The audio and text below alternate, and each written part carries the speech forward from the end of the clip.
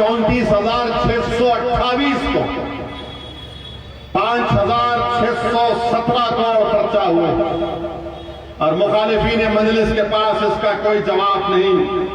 फिर अब आप आ जाइए शादी मुबारक में 10 साल में 2,225 करोड़ दिए गए, जिसमें से करीब 2,65,931 हमारी बहनों की शादी के पैसों को दिए गए हैं। इमाम और मौजम का जिनको तनख्वाहें दी गई हैं, अब उसको बढ़ाकर 17,000 इमाम और मौजमों को तनख्वाह दी जा रही है। उसका बकाया है, वो मिल जाएगा इंशाअल्लाह।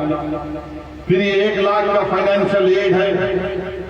और फिर आप देखते हैं कि तूर बैतुल माल जो था नामपल्ली के पास, वहां पर करीब 40 करोड़ की लागत से वो अनीसुल गुरबा की इमारत, इतनी शानदार इमारत को मजलिस इत्तेहादुल मुस्लिमीन की नुमाइंदगी पर बनाया गया। मेरे अजीज दोस्तों और बुजुर्गों, इसके बाद शहर हैदराबाद हो या तेलंगाना हो, यहां पर हमने अमन को मजबूत किया, फिरका परस्ती को बढ़ने नहीं दिया, फसादात को होने से बचाया इस शहर को। और फिर आप ये भी जानते हैं कि फसादात को नहीं होने दिया। हाँ, 2-3 जगह पर ऐसे हादसात हुए हैं जिसका हमको तकलीफ है, मगर मजमूई तौर पर तेलंगाना में कोई फसाद नहीं हुआ। ये काम मजलिस इत्तेहादुल मुस्लिमीन ने किया, मजलिस के 7 MLA ने किया और मुखालिफीन मजलिस के पास इसका कोई जवाब नहीं सिवाय इसके कि गाली दो, असदुद्दीन ओवैसी को गाली दो, मेरे वीडियोस बनाकर डालते हैं, मेरे चेहरे को बिगाड़ देते हैं, मेरी टोपी को उतार कर मेरे माथे के ऊपर जो मैं अपना माथा अल्लाह की बारगाह में सजदे में गिराता हूं, अपने गुनाहों की भीख मांगता हूं, उस माथे पर निशान लगाते हैं। ये मुखालिफीन मजलिस इत्तेहादुल मुस्लिमीन के कारनामे क्या क्या बोले जाते हैं, मगर याद रखो मुझे इसका कोई असर नहीं होता। इसलिए नहीं होता कि रसूलुल्लाह सल्लल्लाहु अलैहि वसल्लम को ताइफ के सफर में क्या हुआ था। मुझे इस पर इसलिए तकलीफ नहीं होती कि सिद्दीक अकबर ने तकलीफ उठाई। मुझे इसलिए तकलीफ नहीं होती क्योंकि मेरी तकलीफ कुछ भी नहीं है जब मैं इमाम हुसैन की शहादत को, अहले बैत की शहादत को देखता हूं। मेरे अजीज दोस्तों और बुजुर्गों, जंग मुअत्ता मेरे सामने है, अहद का मैदान हमारे सामने है, जंग खंदक हमारे सामने है कि सहाबाए के पत्थर अपनी पेट पर बांधे हैं तो आका 2-2 पत्थर अपने पेट पर बांधे।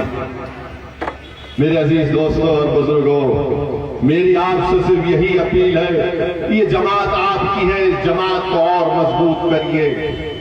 लोग मजलिस पर, मजलिस के कायदीन पर जो चाहे अपनी जबान से कहे जाते हैं, मगर अल्हम्दुलिल्लाह अल्लाह का करम और फजल है, सदक़ाए नबी करीम सल्लल्लाहु अलैहि वसल्लम का, कि हम अपने मकसद में अटल हैं, हम अपने काम में अटल हैं और हमारे पैरों को कोई डगमगा नहीं सकता, हमारे हौसलों में कभी कमी नहीं आएगी। तुम जितना हमको गाली दोगे, जितना तुम झूठ बोलोगे, उतना हमारा हौसला और अज़म बढ़ेगा।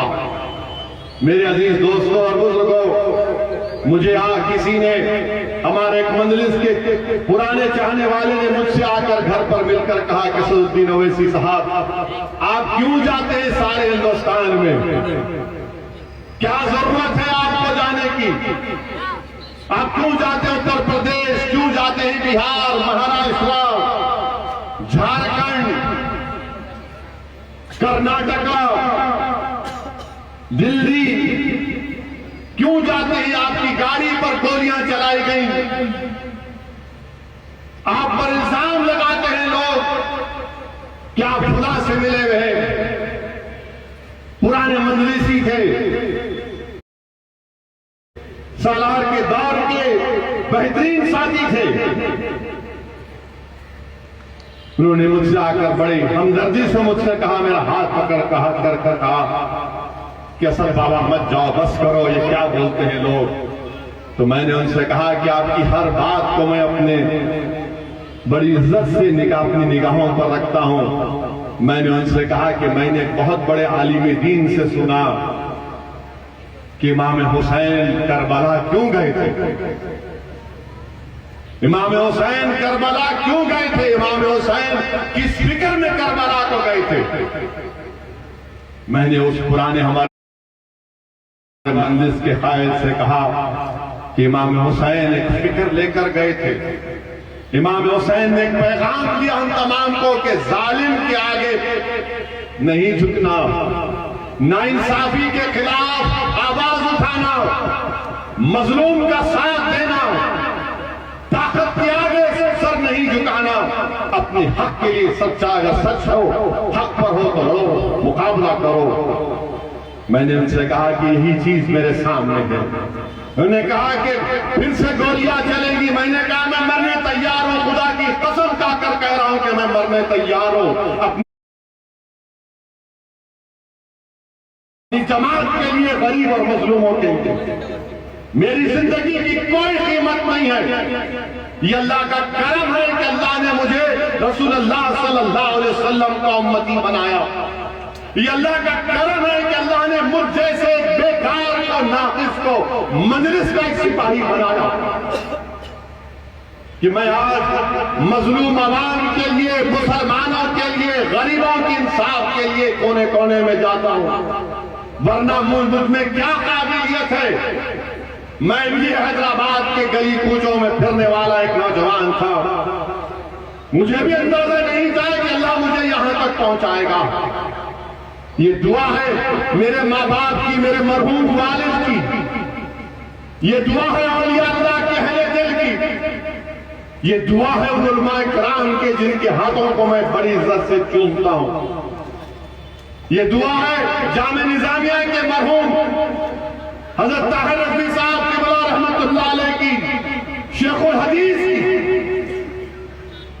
ख्वाजा शरीफ साहब रहमतुल्लाह अलैह के बहुत बड़े बड़े उलमाए किराम के हाथ चूमता हूं और उनसे कहता हूं कि बस आप एक ही दुआ करो मेरे लिए, मेरे ईमान की सलामती के लिए। जो लोग आज मुझ पे इल्जाम लगाते, लगाओ, मुझे कोई फिक्र नहीं है, मगर याद रखो एक दिन जब मैदान होगा ना, जब अल्लाह सबका फैसला करेगा, राय बराबर चीज का फैसला करेगा, तुम जब तैयार रहना, तुम जब तैयार रहना, मुझे उसकी कोई फिक्र नहीं है। मेरे दोस्तों और बुजुर्गों, आज सालेनगर कंचा में पिछले 4-5 दिन से मुख्तलिफ दौरे चल रहे तरक्याती कामों के। मैं जब किले गोलकुंडा में दाखिल हुआ तो मुझे याद आया कि बरसों पहले कायद सालारे मिल्लत के साथ मैं आता था। मेरी उम्र 12-13 साल की होगी। उस जमाने में जलसे रात के 3-3 बजे तक चलते थे। मुझे कायद याद आए, मेरे वालिद मरहूम याद आए। मैं बैठा था गाड़ी में,